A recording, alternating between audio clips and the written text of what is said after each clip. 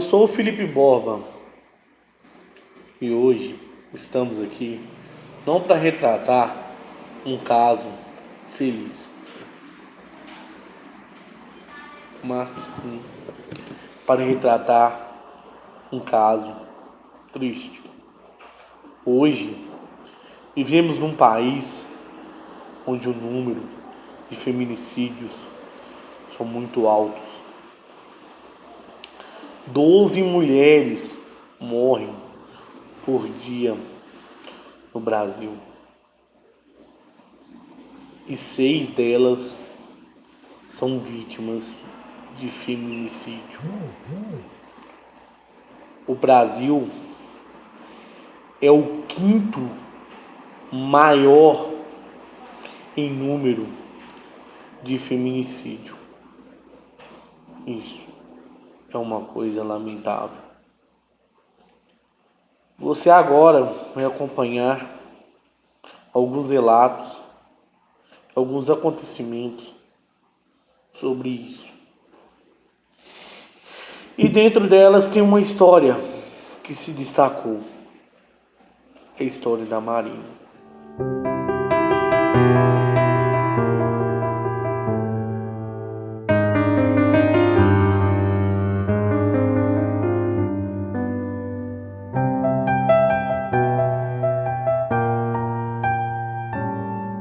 Meu nome é Gabriela, eu sou irmã da Marina. A Marina foi vítima de feminicídio em dezembro de 2018 e eu quero relatar um pouco da história dela por ela ser uma mulher tão fantástica, uma pessoa que foi até o fim dos seus dias realizando seus sonhos, correndo atrás dos seus objetivos e que tem uma trajetória que, com muita honra, eu tenho muito prazer em dizer. Ela faleceu com seus 24 anos e o maior sonho da vida dela era cursar a medicina. Ela lutou muito para conseguir esse objetivo e quando finalmente ela conseguiu, ela foi assassinada.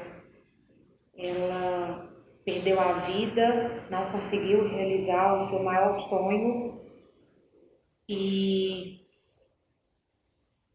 apesar da dor, de tão difícil falar sobre esse ponto que choca todo mundo e que de fato nos deixa ainda em êxtase sobre tudo que aconteceu, ela passou no vestibular, ela conseguiu fazer 1000 pontos de redação do Enem no ano passado e ela ia começar o curso de medicina, depois de árduos 5 anos tentando, se esforçando, abrindo mão de muitas coisas, ela estava prestes a realizar o seu sonho.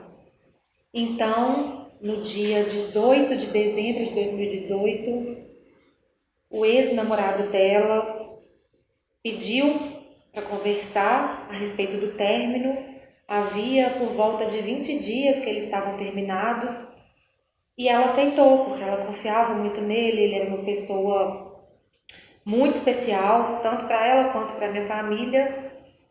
E infelizmente, no meio dessa conversa, ele deu 2 tiros nela. Aconteceu isso dentro da minha casa, debaixo dos meus olhos, dos olhos do meu pai, da minha família, dos meus irmãos, e a gente não conseguiu fazer nada. Ela não teve tempo de pedir socorro, de pedir ajuda, porque foi muito rápido o que tudo aconteceu. Então, ela estava passando por um momento muito feliz da sua vida. Ela, além de realizar o sonho, de vida, o propósito de vida dela, que era cursar a medicina, ela estava muito bem, ela estava passando por um dos momentos mais felizes. Então, a gente se viu, dentro de uma situação que não imaginávamos que fosse acontecer. Eu confesso que eu via muitos casos de violência doméstica e de feminicídio acontecendo ao nosso redor, nas reportagens, nos jornais, mas nunca dei a importância que eu dou hoje para um assunto que é mitificado e é falado arduamente todos os dias. A gente vê notícias, a gente vê informações sobre mulheres que foram assassinadas, homens que não aceitavam o fim do relacionamento e se sentem no direito de tirar a própria vida da pessoa com a sua companheira, ex-companheira. Então, a Marina perdeu a vida diante de uma decisão, diante de uma opinião que não concordaram com a opinião dela, né? Ela nunca, eu gosto de expor e deixar isso muito claro para as pessoas que entendem que violência doméstica é somente a violência física, e não é. Inclusive, a violência física talvez seja uma das últimas das violências até a chegada do feminicídio. E ela nunca passou por violência física. Ao longo dos 7 anos do relacionamento, a gente não percebeu nenhum sinal que pudesse fazer com que a gente ficasse em alerta, ou que ela estivesse em alerta. Foram 7 anos juntos, aparentemente um relacionamento saudável, mas que infelizmente não era. Depois que tudo aconteceu, a gente conseguiu observar alguns sinais bem sutis que o assassino deu e que o nosso alerta são para esses sinais. O projeto Marina surgiu diante da tragédia que aconteceu com ela. Ele surgiu diante de ideias de como ajudar outras mulheres que, de fato, têm a própria vida. Ajudar mulheres que passam por violência doméstica, que estão dentro de um relacionamento abusivo e, em diversas vezes, não sabem que estão dentro deles. A gente entendeu que a Marina deixou um legado, que a gente precisa, sim, gritar pelo nome dela diariamente, que a gente precisa honrar a mulher que ela foi e que ela é, porque para mim ela sempre vai estar aqui. Então, a gente decidiu criar esse projeto, que de fato tem o nome dela, né? Não poderia ter outro nome a não ser o nome que é de mais importante para mim, na minha vida. Então, o objetivo do Projeto Marinas é resgatar a autoestima dessas mulheres, é fazer com que elas enxerguem o seu verdadeiro valor e que elas podem sim ser donas das suas próprias vidas, elas não podem depender e não devem de relacionamentos abusivos e, principalmente, atentar-se aos sinais que, aos nossos olhos, não são tão normais. Eu costumo dizer que clássicos de feminicídio, clássicos de violência doméstica, são a violência física e a violência psicológica. Mas entre elas estão várias outras que precisam ser desconstruídas para que a mulher entenda de uma vez por todas que nem sempre ela tem essa questão de entender que não está no relacionamento. E o que aconteceu com a Marina foi exatamente isso. Foram traços atípicos de relacionamentos abusivos que eram taxados como normais, devidamente por termos e sermos criados numa cultura patriarcal, em uma cultura de que tudo é normal, e não, e nada é normal. A partir do momento que a mulher se sujeita a partir do momento que a mulher se sente submissa ao homem, a gente entende de que não tem nada de normal dentro desse relacionamento. Então, o Projeto Marinas veio diante da tragédia que aconteceu, mas que tem um propósito ainda maior. Porque, além da nossa dor de não conformar que isso tudo aconteceu, a gente precisa entender e acreditar que isso pode ter um fim. Então, a gente luta e a gente busca por esse fim. O fim do feminicídio, o fim da violência doméstica, porque a partir do momento que morrem mulheres, um pouco de nós morre também. Quantas mulheres a gente vê diariamente sendo agredidas e os agressores ainda ficam impunes diante disso tudo. Então, a gente precisa mudar essa realidade. A gente faz com que a mulher denuncie o agressor. Além da denúncia, que é de suma importância, ela tem que primeiro trabalhar o seu psicológico, a sua cabeça e entender que isso pode ter sim uma outra realidade. Esses sinais que eu sempre gosto de mencionar com muito cuidado e muita cautela diz respeito principalmente às questões de posse, às questões de patriarcado, às questões de machismo e principalmente as questões até um pouco mesmo paternal em que o companheiro vê a mulher. E foram esses sinais que o assassino da minha irmã deu para ela ao longo desses 7 anos e que ninguém pôde perceber e que aos nossos olhos eram de fato imperceptíveis. Então fique aqui o meu alerta, fique aqui o meu pedido e fique aqui o meu apelo. Fiquem atentas aos sinais. Na maioria das vezes, eles não são tão óbvios assim como a gente pensa e como a gente de fato vê, como por exemplo uma agressão física. Eu tenho certeza que no lugar em que a Marina está, ela está fazendo parte com muita honra desse projeto que tem o nome dela e que com muita força, muito carinho, muito amor, ela vai ajudar tantas mulheres que precisam de ajuda. Infelizmente, ela não está aqui, né, para dar o seu depoimento e para dizer o quão importante essa realidade é essencial para que a gente entenda os sinais. Mas, ao mesmo tempo, eu também não tenho dúvida de que o nosso propósito é muito maior. Visto que esse assunto tem muito a ver com o caso recorrente no documentário acontecido com a Marina, trazemos neste documentário algumas pessoas, psicólogas e até mesmo pessoas que já sofreram com isso, para falar, argumentar um pouco, passar opinião para você que ainda sente, já aconteceu, já viveu, mas não denunciou. E diante disso tudo, eu conheci a idealizadora do projeto Empoderadas, do grupo Empoderadas, Adriele, que é uma mulher fantástica, é uma mulher que eu tenho muita honra em dizer para as pessoas que a gente tem parcerias juntas e que me ensina todos os dias a dar conta disso tudo. Eu costumo dizer que ela foi um dos melhores e maiores presentes que a Marina me deu depois do seu falecimento. Então, a gente tem muitas trocas e nos apoiamos e, além disso tudo, a gente transmite uma energia muito positiva de uma para outra e junto com o grupo dela, que também temos outras parcerias com outros da cidade, além de nos identificarmos, a gente tem o mesmo propósito, a gente acredita na mesma ideia.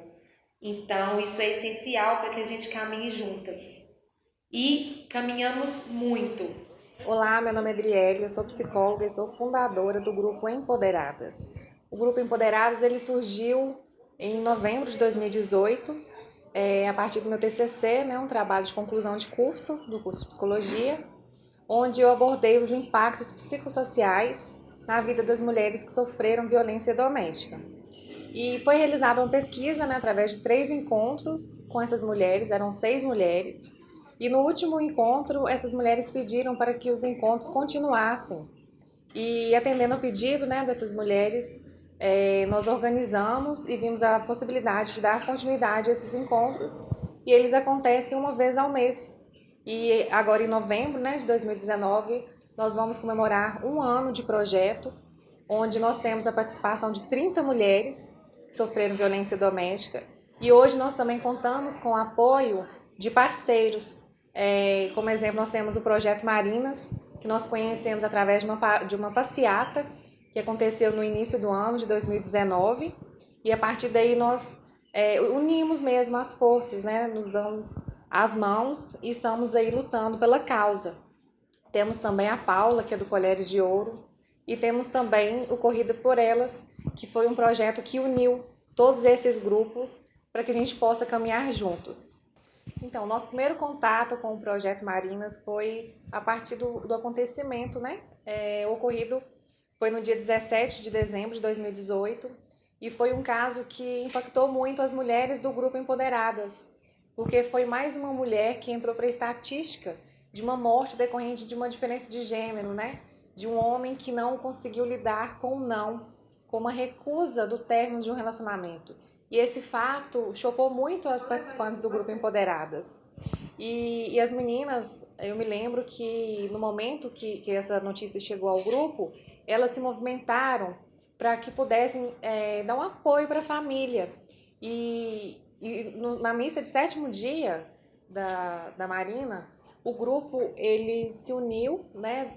E as mulheres foram de encontro aos familiares para prestar mesmo solidariedade naquele momento, para poder apoiar mesmo, unindo forças. Então é um movimento que vem crescendo muito, vem unindo força das mulheres, e foi a partir daí que a gente conheceu o projeto, né, o projeto da Marina, e a gente está junto nessa luta contra o feminicídio, contra a violência doméstica.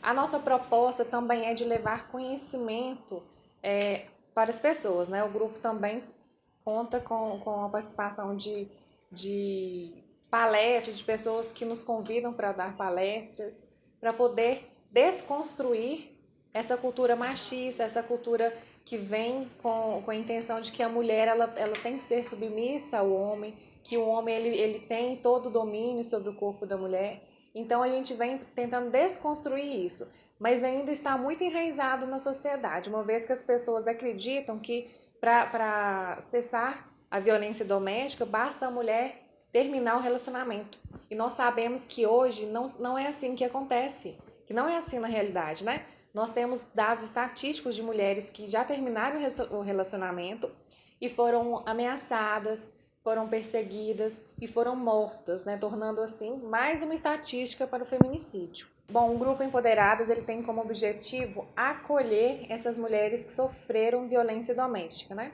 Nós temos no grupo também mulheres que ainda estão passando pela situação de violência, e o intuito do grupo é proporcionar um momento de reflexão, um momento de troca de experiência, porque uma vez que você compartilha a sua história com uma outra pessoa que está passando por uma situação parecida, você pode transmitir para ela a sua alternativa, o que você usou para lidar com aquela situação.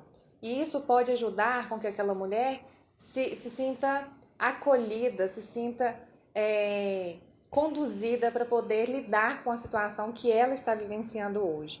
E é muito bacana de ver o retorno positivo, o feedback positivo das meninas do grupo.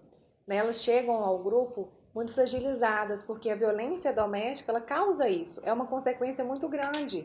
Elas muitas vezes apresentam depressão, transtorno, né, da síndrome do pânico, e o grupo ele caminha junto com essa mulher. O grupo passa para essa mulher uma sensação de que ela não está sozinha, porque nós estamos com ela. E quando uma mulher se junta a outra e se sente acompanhada, o processo ele passa a ser um pouco menos sofrido. E isso tem sido muito bacana de ver essa movimentação do grupo. Além dos encontros que acontecem uma vez ao mês, nós temos também um grupo no WhatsApp para facilitar a nossa comunicação.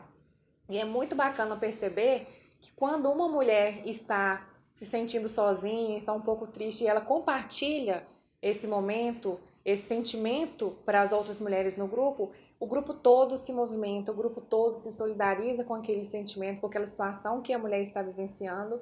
E é muito bonito de ver, muitas delas já se encontraram em passeios, né? E compartilham isso com a gente. Isso é muito bacana, porque isso acontece a partir do grupo. Então é muito bacana ver que elas não se sentem sozinhas, que elas estão se sentindo acolhidas. Só a mulher sabe o tanto que ela sofre nesse mundo. Ninguém mais pode imaginar, pode tentar se colocar no lugar da mulher, mas somente quem sabe o tanto que a mulher sofre é a mulher. Meu nome é Elis, eu sou psicóloga e também faço parte do Grupo Empoderadas. É um grupo aqui de Sete Lagoas que faz o acolhimento dar um suporte, né, emocional e psíquico para as mulheres que sofrem violência doméstica.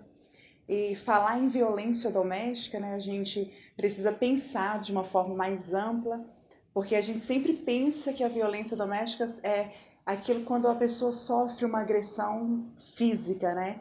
E a gente remete logo ao feminicídio. E o feminicídio, na verdade, é o extremo da violência doméstica, mas anterior a ela, a gente deve pensar numa perspectiva de que essa relação, né, conjugal, ela já vem sofrendo inúmeros agressões, né? Aos poucos a mulher vai relatando, né, a violência verbal, psíquica, emocional.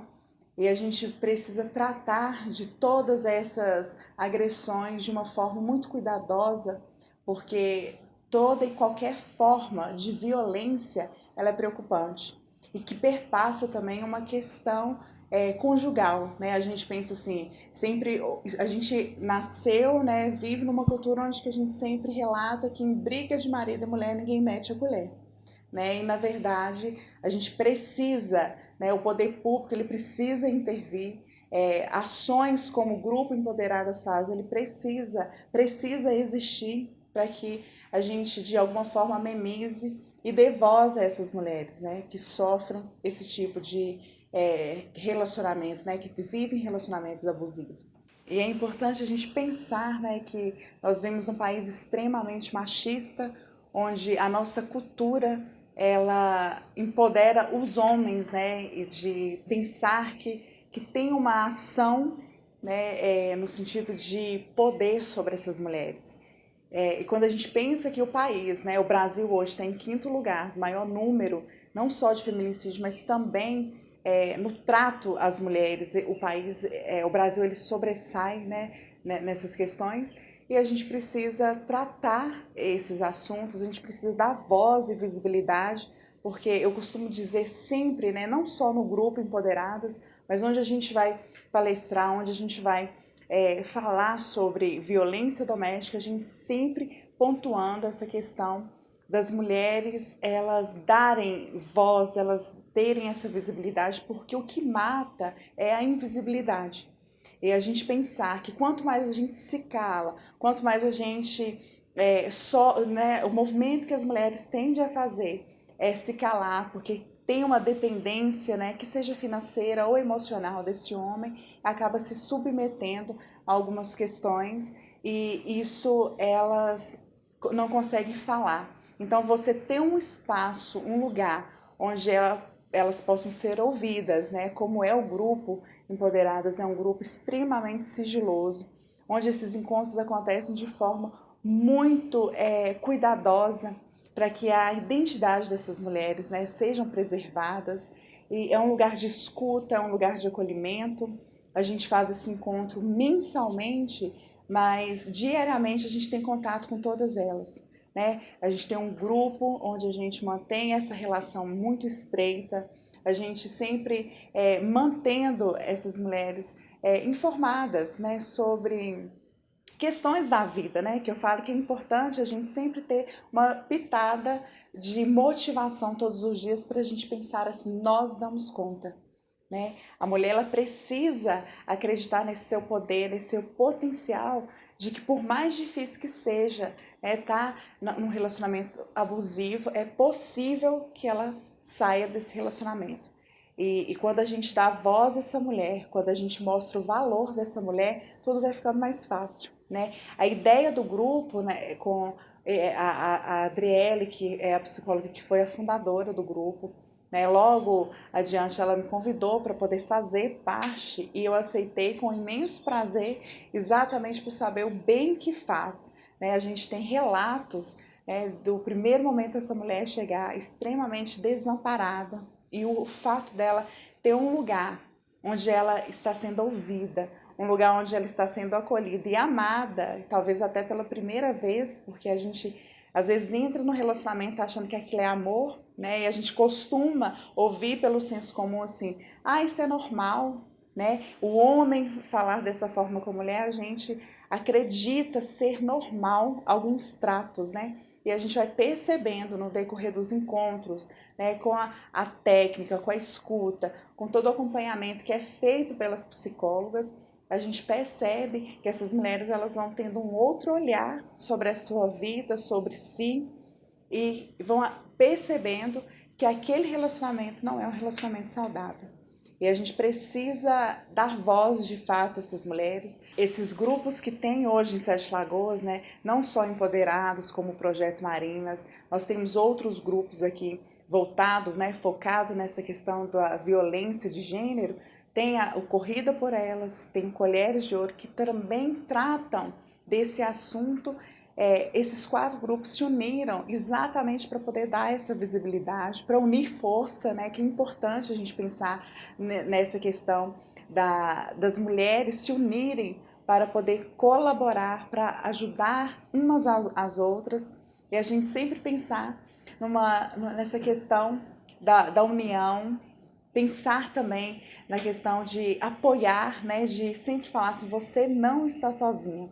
E a gente precisa focar nisso, a gente precisa pensar e dar coragem para essa mulher lutar juntas, né? Na verdade, a gente sempre trata essa questão, né? A mulher acaba buscando ajuda, mas na verdade quem precisa de tratamento é o homem. Porque é o homem que está ferindo, é o homem que está agredindo, o homem que está ameaçando essa mulher, ele que está ferindo, né? Então, quando a gente vai pensar numa perspectiva de tratamento, quem deve ser tratado é esse homem que, por achar, né, que numa sociedade extremamente machista, que ele tem um poder físico ou até mesmo emocional sobre essa mulher, a gente vai pensar que ele deve tratar. E, na verdade, as mulheres é que buscam ajuda por não dar conta mais de viver aquela situação que acaba não sendo vida.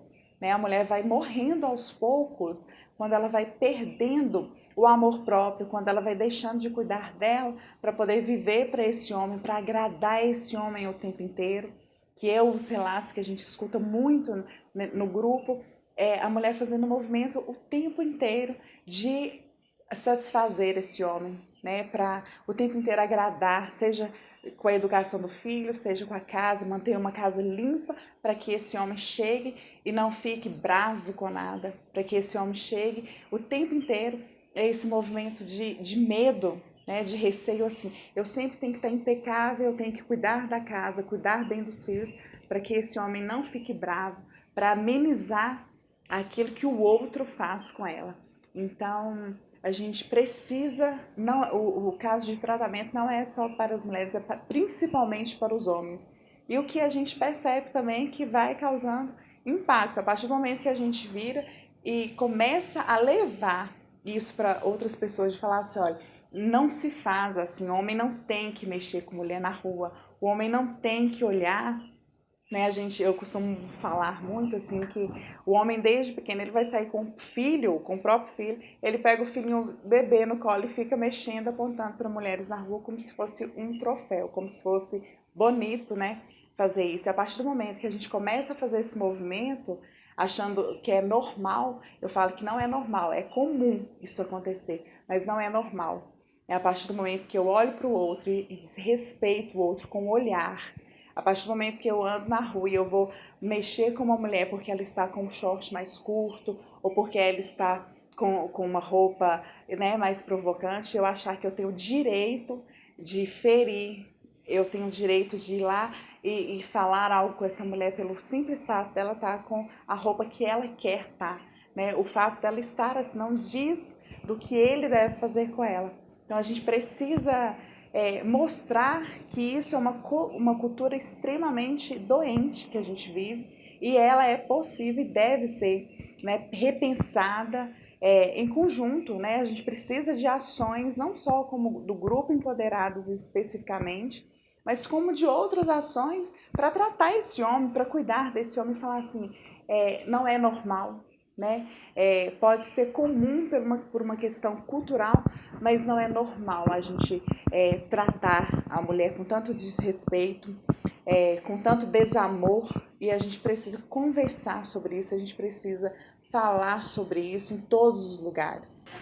Desde sempre eu tenho pensado, eu sou praticamente obrigado a pensar nesse assunto de violência contra a mulher, feminicídio, pela minha criação. Eu fui criado por 4 mulheres e elas sempre me pediram, me falaram para ter essa consciência de como agir com mulheres, porque desde sempre a sociedade trata a mulher de uma forma mais submissa, como no documentário está sendo tratado, por fala de especialistas, psicólogos.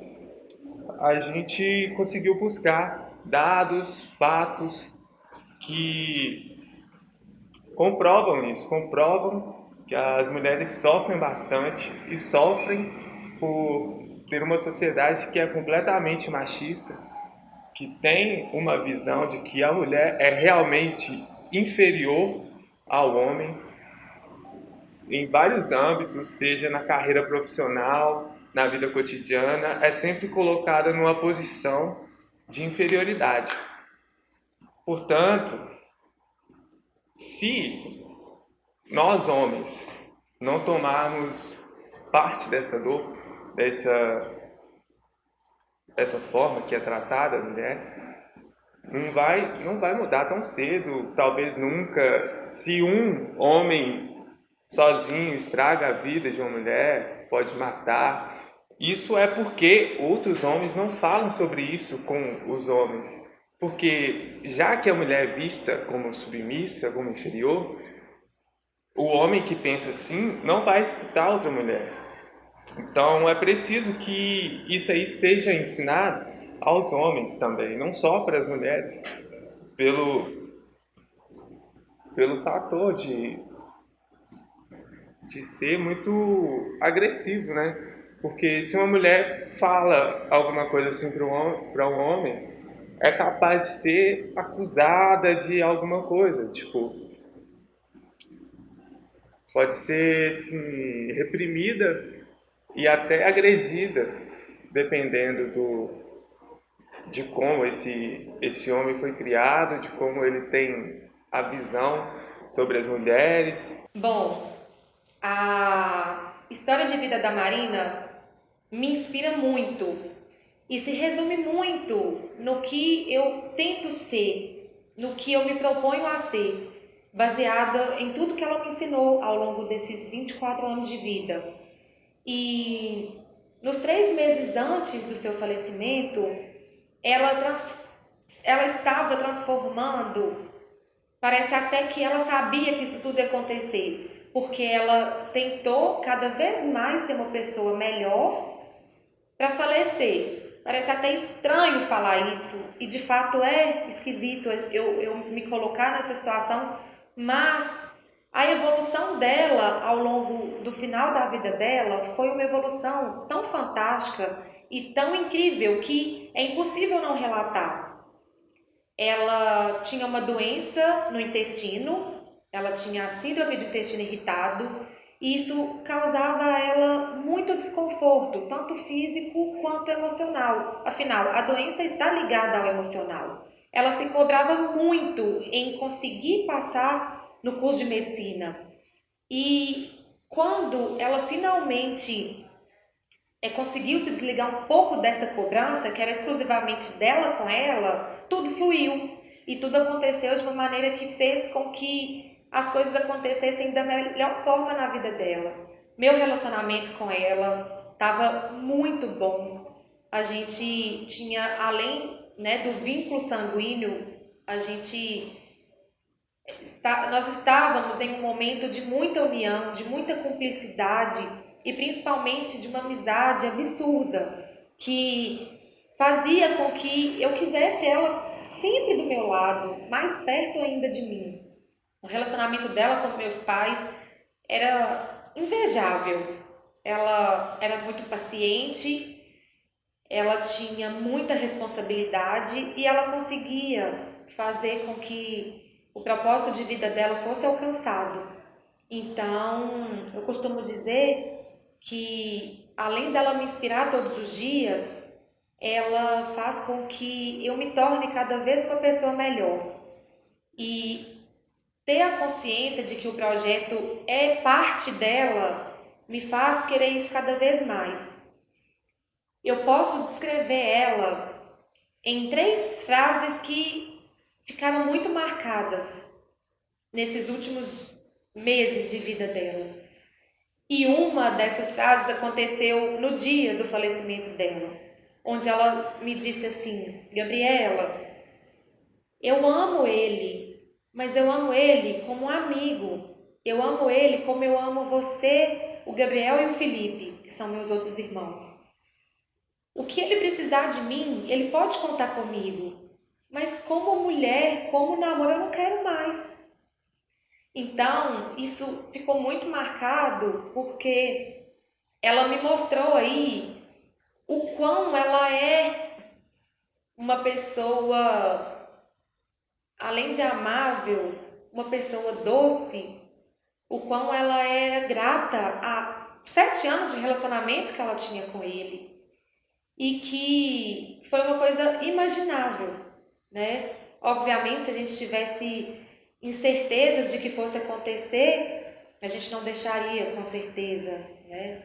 Então, a luta e a garra dela são características que eu me apego muito para fazer acontecer comigo. Ela foi a luta do propósito de vida dela, do sonho dela em cursar medicina, passou por muitas dificuldades morando em outra cidade, mas sempre com o intuito de conseguir o que ela mais desejou. E ela conseguiu, né? E ela conseguiu. Ela não soube que havia conseguido, mas minha mãe conseguiu acesso à nota da redação do Enem e ela tinha fechado as provas, ela tinha fechado a redação. Então ela ia realizar esse sonho, mas independente disso, infelizmente a gente não consegue fazer com que o tempo volte. Eu sei que ela está realizando esse sonho lá em cima. Eu sei que ela está cumprindo com o papel dela, que sempre foi cuidar das pessoas. Ela cuidava muito de mim, cuidava muito dos meus pais, dos meus irmãos e cuidava muito dela. Então eu sempre levo essas características, esses sonhos dela para minha vida, para adaptar o projeto e a mim mesma. A respeito dos projetos voltados para auxiliar as famílias, auxiliar as pessoas que passam, né, ou passaram, né, por esse problema, eu acho importantíssimo. Porque as pessoas unidas, juntas, né, têm mais força do que sozinhas. É necessário o projeto Marinas. Quem conheceu a Marina é uma jovem linda, que tinha toda uma vida pela frente, assim como as outras, né, outras mulheres que perdem suas vidas. De repente isso foi interrompido de uma maneira tão cruel, tão bárbara. Então, onde que a família vai buscar força para ter motivação para continuar, né?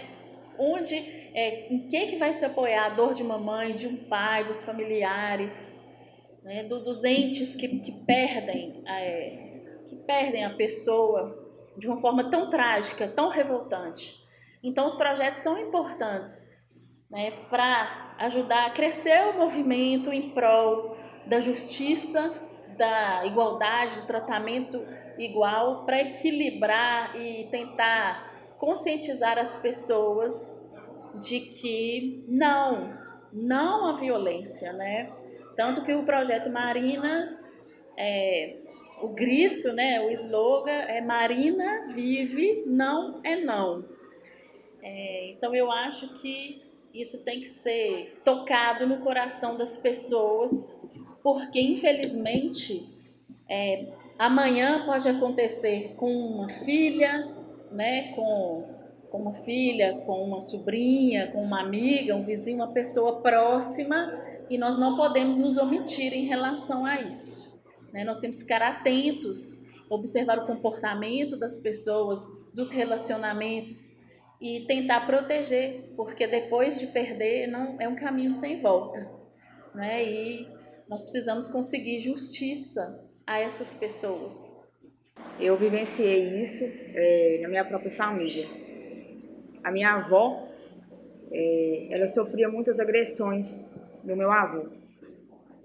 Começou com agressões verbais, um tom de voz mais alto, depois um empurrão, um puxão de cabelo, até chegar em um soco, algo mais grave. Quando os meus tios e minha mãe foram atingindo a idade adulta, isso foi reduzindo porque ele se sentiu intimidado. Mas ele, no fundo, ele nunca mudou. Eu não cheguei a presenciar pessoalmente, mas eu via relatos da minha mãe e isso mexeu muito comigo, emocionalmente. E mesmo eu não tendo presenciado, eu nunca perdoei ele por isso. A minha avó era uma pessoa incrível, de coração muito puro. Eu acho que eu jamais irei conhecer uma outra pessoa como ela. Hoje, atualmente, nenhum dos dois estão mais vivos, mas ela ficou como um legado de pessoa para mim e como um ser humano. Então, o que eu tenho a dizer hoje é que eu aprendi muito com ela e eu não deixo esse tipo de situação acontecer comigo. Você deve ficar muito atento em todos os sinais, porque começa com um grito, com um tom de voz mais grave e depois passa para uma de agressão verbal para agressão física e depois um homicídio. Então, se proteja, não aguarde que ele vai mudar, que ele vai se tornar uma pessoa melhor, porque não vai. Proteja a si mesmo, denuncie. Quando a gente fala de violência doméstica, muitas pessoas associam a violência física, né? Aquela violência que você consegue ver através de um hematoma, através de uma fratura, de uma sequela que a mulher, né, apresenta através do seu corpo. Mas além da violência física, há mais 4 tipos de violência, que a gente pode descrever como a violência psicológica, que é a violência que causa vários traumas na mulher, né, como depressão, síndrome do pânico, afastamento do meio social, por vergonha do julgamento, por medo do que as pessoas vão pensar dessa situação, porque é muito comum a gente perceber que as pessoas julgam as mulheres que sofrem violência doméstica, né? As pessoas, elas acreditam que a mulher está num relacionamento violento porque ela quer, porque ela gosta. E isso não é verdade, porque a mulher que está em um relacionamento abusivo, um relacionamento violento, ela está com o seu psicológico muito abalado, ela está com o seu psicológico fragilizado. E envolve vários outros fatores que dificultam essa mulher a se desprender desse relacionamento. Além dessas 2 violências, também podemos falar da violência sexual, que é a violência quando o companheiro ele proíbe a parceira de fazer uso de métodos contraceptivos, ou ele obriga essa mulher a engravidar ou cometer o aborto, quando ele obriga essa mulher a presenciar ou praticar o ato sexual. Tem também a violência patrimonial, que é quando o companheiro ele minimiza os bens materiais dessa mulher, sejam pessoais ou sejam meios de trabalho. E tem também a violência moral, que é a violência que a gente consegue perceber através de vídeos expostos pelo companheiro, vídeos íntimos do casal, quando esse companheiro ele difama a parceira nas redes sociais com o intuito de desmoralizar mesmo a imagem dessa mulher, de minimizar essa mulher, de diminuir ela perante a sociedade.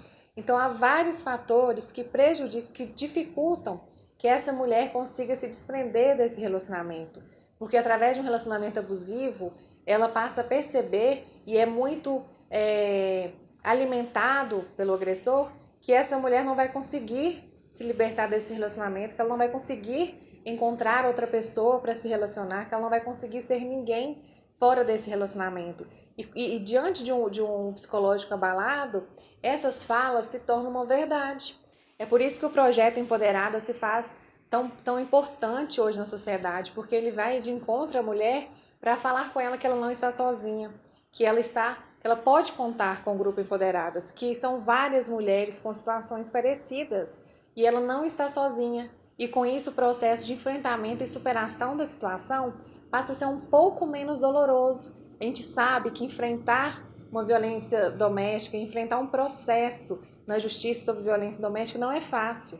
A gente sabe que cada pessoa tem a sua história, a sua trajetória e o seu jeito de lidar com as situações. Mas é importante que essa mulher não perca a vontade de viver, que ela possa, através de outras pessoas, encontrar um caminho mais saudável, um caminho onde ela vai se encontrar, onde ela vai conseguir resgatar a sua autoestima, onde ela vai em busca do seu autoconhecimento.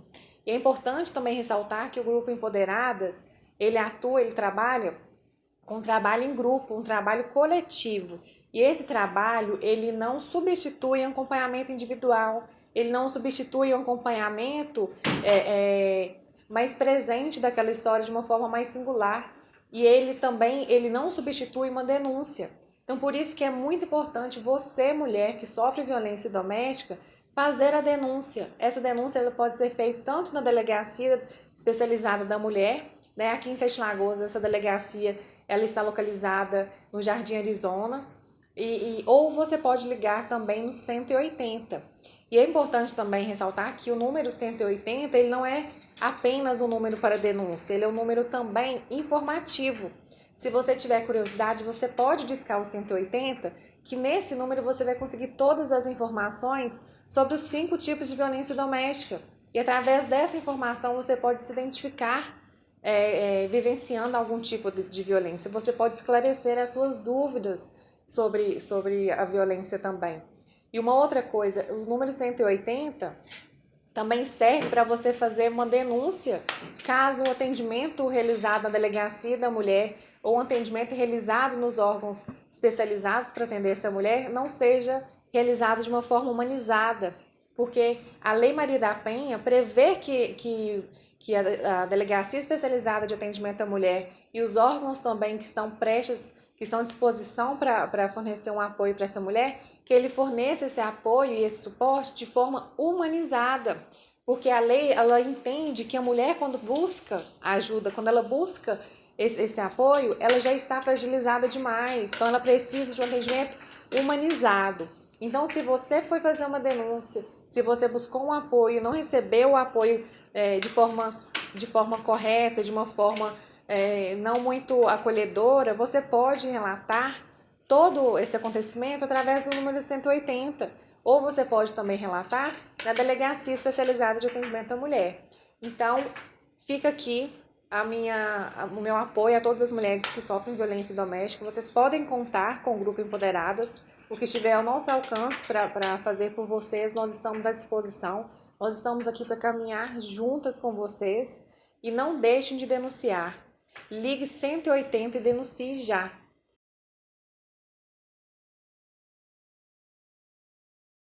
Meu nome é Raíssa, eu tenho 28 anos e eu tenho 2 filhos, um casal. Eu tive uma filha, primeiro mais velha, com um namorado, e a gente terminou, e o meu próximo relacionamento, depois que eu tinha tido essa filha, eu tinha muito interesse, assim, o que eu buscava no relacionamento era constituir uma família, porque eu já tinha minha primeira filha e tudo.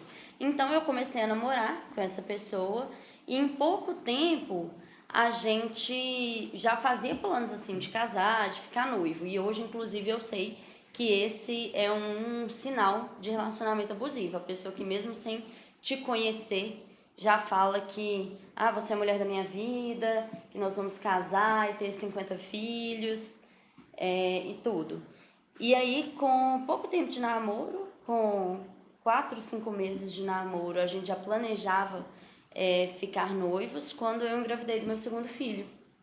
E aí, como a gente já tinha esse plano de ficar noivo, a gente decidiu casar.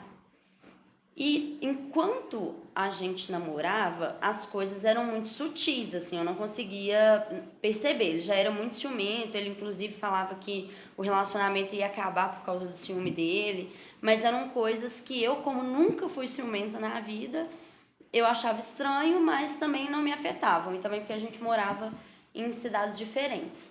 Então eu não deixava de fazer as minhas coisas aqui e ele deixava de fazer lá para depois me cobrar que eu não pudesse fazer aqui. Então, quando a gente casou, aí as coisas mudaram um pouco de figura. Eu acredito que ele começou a entender que ele tinha um papel de poder na minha vida. E aí ele começou a controlar horário de saída, horário de chegada, começou a controlar celular, queria senha de rede social. Eu trabalhava num lugar que era um setor público daqui da cidade, que era de obra, engenharia. Então, assim, éramos de 50 funcionários, 45 homens e 5 mulheres. E aí ele ficava muito incomodado com o pai da minha filha mais velha, porque a gente tem um relacionamento muito bom, a gente tem uma guarda compartilhada de fato. Então, e ele chegava a falar que, quando os pais não são casados, o pai só pode pegar o filho de 15 em 15 dias. E eu falava, não, isso é um mínimo, né? Porque a paternidade não tem nada a ver com o relacionamento dos pais. E ele falava que a ex dele era louca, que a ex dele tinha traído ele, que a ex impedia ele de ficar com a família dele, que a ex impedia ele de usar óculos escuros porque ela não sabia para onde que ele estava olhando. E eu achava tudo aquilo muito surreal. E o que eu acho que foi o maior problema no nosso relacionamento é que eu questionava, eu sempre questionei. E ao mesmo tempo que eu questionava quando ele fazia comigo, eu nunca fiz com ele. E isso incomodava muito ele. No sentido de que, por exemplo, se ele falasse comigo assim, eu vou para uma festa do meu trabalho. Eu falava, tudo bem. Aí ele achava o cúmulo do absurdo, porque eu, enquanto esposa, tinha que achar ruim, tinha que falar que ele não podia e tal. Mas aí chegou ao ponto de tipo assim, eu dormi, eu ganhei meu filho, e aí, tipo, eu passava a madrugada inteira acordando para amamentar, e no pouco tempo que eu dormia, ele acordava para ver as mensagens do meu celular, e depois me acordava para tirar satisfação, de perguntar por que eu demorei na padaria, por que eu não levei o celular, a padaria era do lado de casa, por que eu deixei o celular em casa carregando e não levei o celular. E eu sofri minha primeira agressão física, eu tinha 20 dias que meu filho tinha nascido, então ainda foi no puerpério, e ele sempre questionava, ele sempre falava, pedia desculpa, falava que era porque ele estava doente, passando por um momento de estresse muito grande, e que ia melhorar, que ia no médico e tudo, mas os casos foram se repetindo. Hoje eu acho que o que é mais importante, inclusive quem me procura relatando alguma situação pelo menos parecida, eu falo que o principal é que as mulheres procurem um apoio psicológico para conseguir identificar o que é abusivo e o que é normal. Porque eu lembro que no meu casamento, essa questão de ciúme abusivo, a questão também assim, de divisão de trabalho em casa, que era muito cobrado de mim. Eu ficava com 3 crianças, porque a filha dele veio morar com a gente também. E aí, por exemplo, se ele chegava em casa de serviço e eu não tivesse lavado as vasilhas, ele perguntava onde eu tinha ido, com quem eu estava, que a casa não estava arrumada e as vasilhas não estavam lavadas.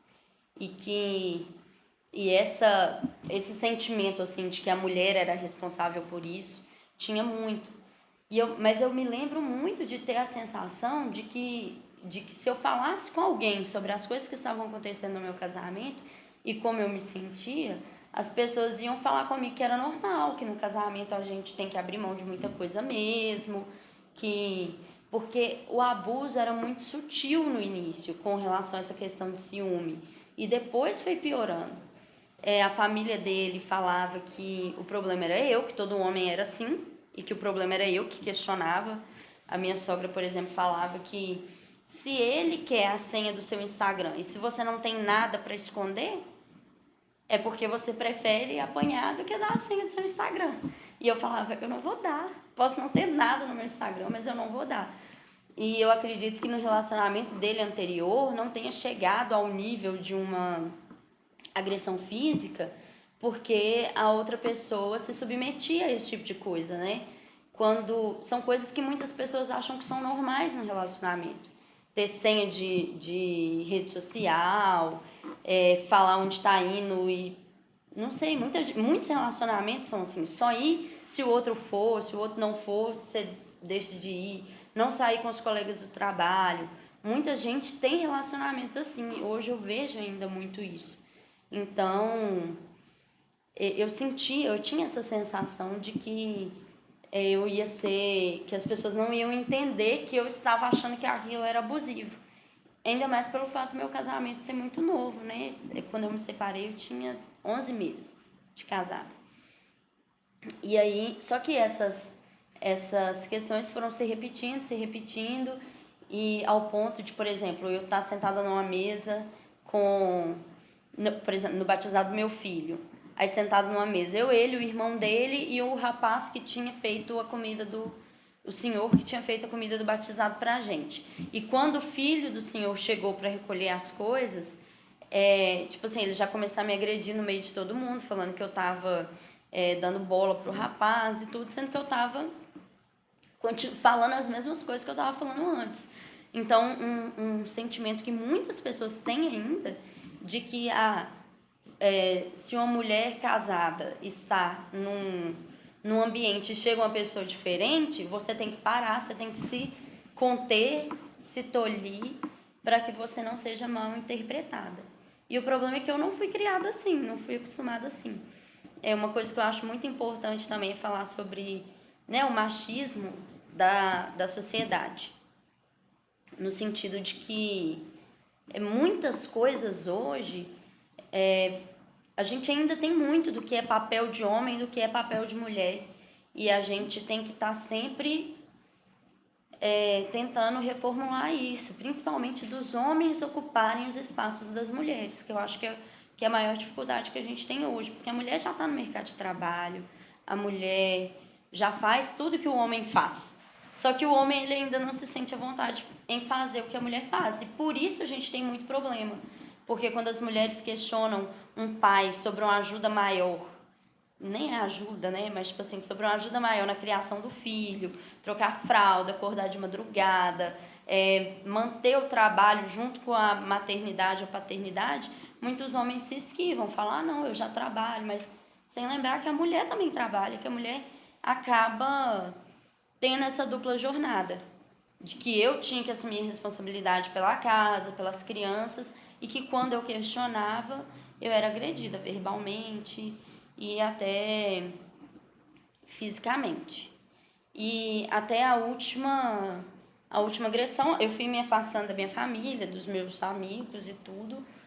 E toda agressão, foram várias agressões, e toda agressão eu falava, essa vai ser a última, até que um dia eu fui muito perseguida por ele, me senti muito ofendida e humilhada, porque por uma coisa que eu tinha saído para fazer para a filha dele, que morava com a gente, e não tinha falado com ele, ele começou a me ligar 500 vezes no meu trabalho, eu tinha acabado de voltar de licença maternidade, e aí eu não dava conta de trabalhar. E aí naquele dia eu cheguei em casa e falei com ele que eu ia separar. Era uma quinta-feira.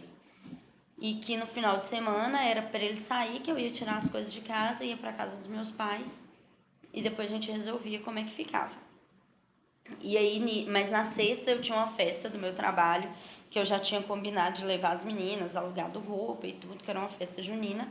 E quando eu voltei dessa festa, eu falei com ele que no outro dia de manhã a avó da minha filha, por parte do pai da minha filha, né, que não era filha dele, ia levar uma cama elástica lá em casa para elas brincarem. E aí ele teve um ataque de ciúme e para não fazer parte daquele ataque de ciúme eu saí do quarto e fui pro quarto do meu filho mais novo. E aí ele me pegou e eu fui agredida.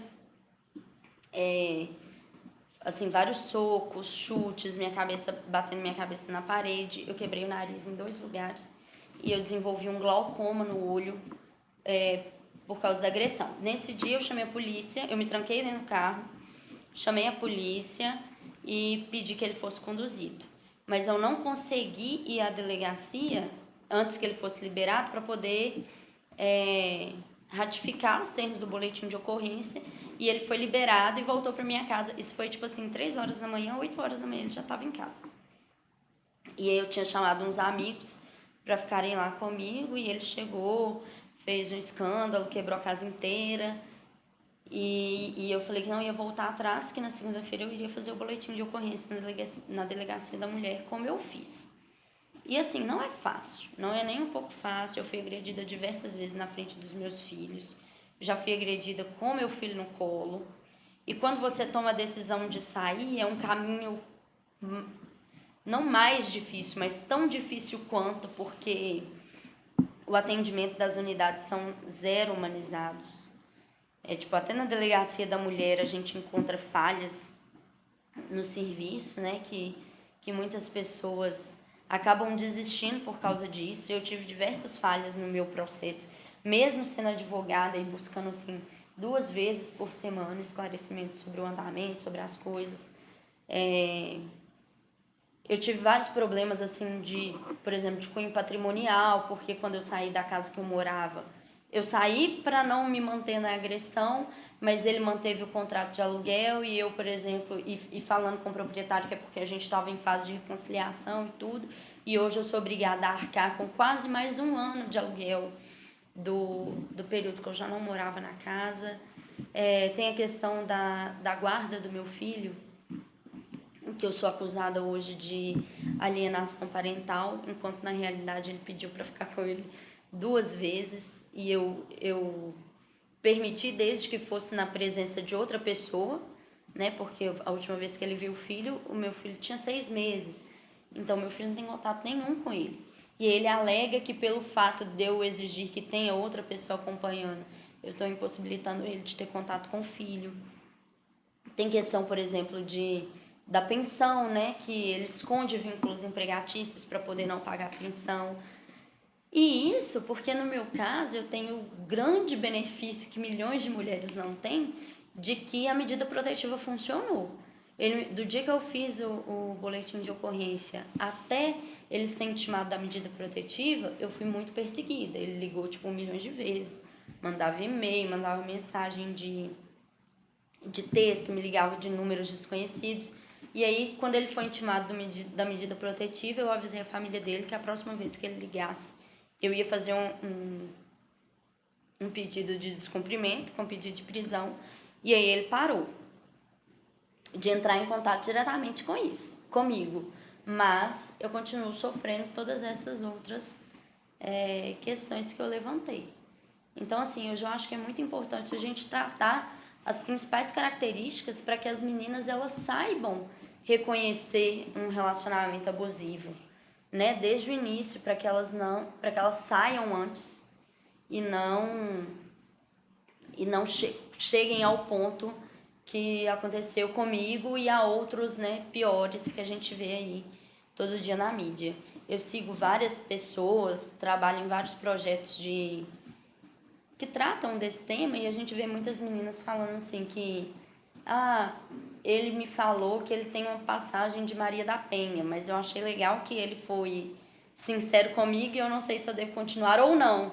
E aí eu falo, amiga, não, né? Porque se a gente tem a chance hoje de escolher, é melhor você escolher para um lado mais seguro. E muitas mulheres também me perguntam, falam que assim, já passou, ele era alcoólatra e agora ele faz tratamento e agora ele pede perdão. E eu não sei se eu perdoo ou não. E eu também sempre dou essa resposta, que é óbvio que eu não sou ninguém para julgar o relacionamento daquela pessoa, nem convivi com aquele homem para saber, né? Mas eu acho que se a mulher já conseguiu sair daquele ciclo de violência, para que se colocar de novo numa situação de risco? Porque mesmo que não vá acontecer de novo, é um risco muito grande. E o ciclo de violência, ele é assim, ele tem a fase da desestruturação da identidade da pessoa, que é toda essa parte do ciúme, de falar que só eu te amo. O meu ex-marido, por exemplo, fazia muito isso, que você teve uma filha com ele, mas eu que quis casar com você, então eu sou o homem da sua vida, você não vai achar ninguém como eu.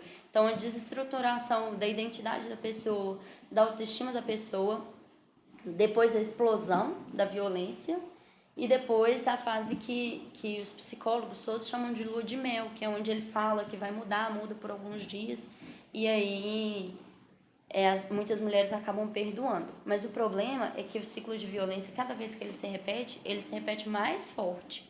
E foi, por exemplo, o que aconteceu comigo.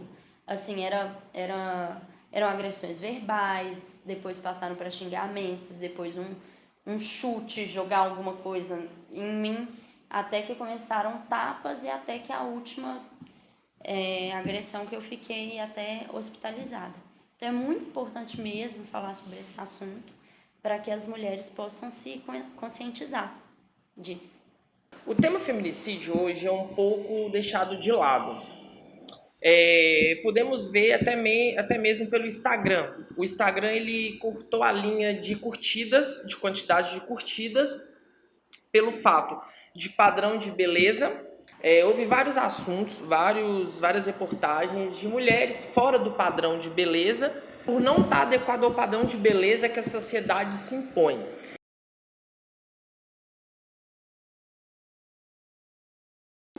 Quando os alunos me trouxeram o feminicídio como objeto de estudo do PIN do período, né, cujo tema principal é comunicação e alteridade, eu fiquei muito feliz por essa escolha. Por quê? Quando a gente fala em comunicação e alteridade, existe uma tendência a gente pensar apenas nas questões de origem racial, de igualdade, de exclusão, inclusão. E o feminicídio não é tratado e divulgado dentro do tema comunicação e alteridade como deveria, nos tempos em que nós podemos observar que a gente vive numa sociedade extremamente machista do ponto de vista cultural, de forma que os crimes que vêm acontecendo contra as mulheres no país e o índice de feminicídio é tão espantoso que o assunto é tratado como uma forma normal, como se fosse corriqueiro e como se os homens estivessem, de certa maneira, certos ou no direito de tirar vidas, né, de agredir as mulheres e tratar com violência. Então, isso é fruto de uma cultura machista, uma cultura ultrapassada, de preconceitos advindos de toda a história da humanidade, onde as mulheres não têm os mesmos direitos que os homens. A minha mensagem é: eduque os seus filhos para amar as pessoas como a si mesmo. Eduquem os seus filhos homens para respeitar as mulheres como pessoas de iguais direitos. Fiquem atentos aos relacionamentos dos seus filhos. Procurem proporcionar uma educação saudável no sentido de amor ao próximo, no sentido de respeito à humanidade, né, em relação a todo tipo de preconceito, não somente em relação à mulher, mas em relação ao ser humano. Né? Vamos cultivar um senso de comunidade, que é pensar global, é pensar no todo, em todos, porque eu acho que quanto mais praticarmos a alteridade e conseguirmos nos colocar no lugar do outro, a gente caminha para um futuro mais igual, mais plural, mais justo e mais humano.